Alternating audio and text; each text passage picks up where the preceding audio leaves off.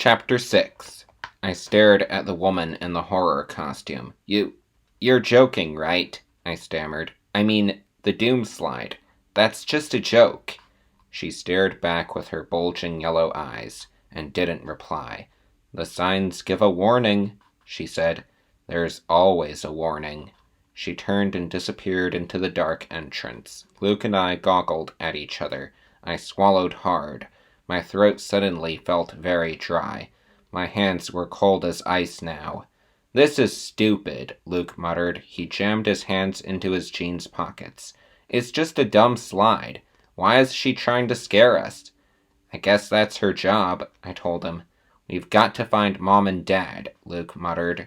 "We've got to find Clay first," I told him. "If Mom and Dad find out we lost Clay, they'll get angry and make us go home as soon as we find him."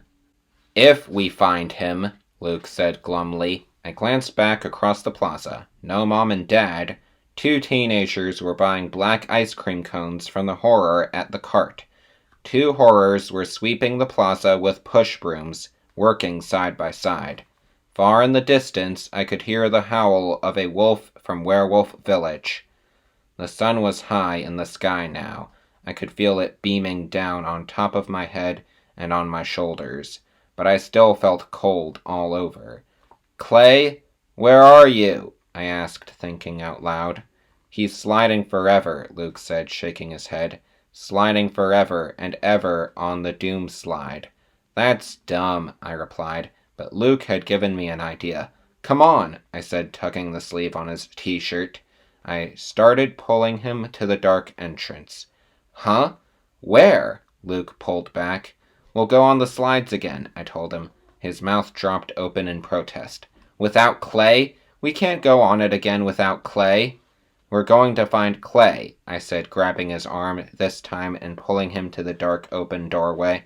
"You mean—" My brother was starting to catch on. I nodded. "Yes, we'll follow him. We'll take the same slide he took. Slide number 10, Luke murmured, and then he added in a solemn whisper, "The doom slide. We'll take it, and it will lead us right to him," I said. We climbed the ramp in silence. The rapid thud of our sneakers echoed in the vast hollow mountain.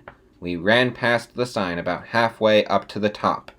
I read it again as I passed it by. "Warning, you may be the one to slide to your doom." "Clay, are you still sliding?" I wondered. I shook my head hard, shaking away the thought. Of course he wasn't still sliding. What a stupid idea. The 2 horrors were still standing at the top of the slides.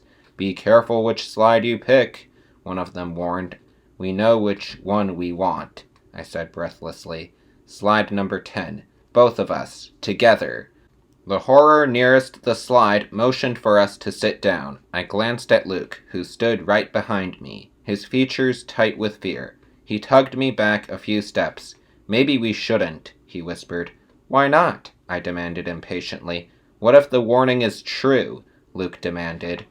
"Don't be dumb," I scolded him. "This is an amusement park, remember? They don't kill kids or send them sliding to their doom. It's all for fun."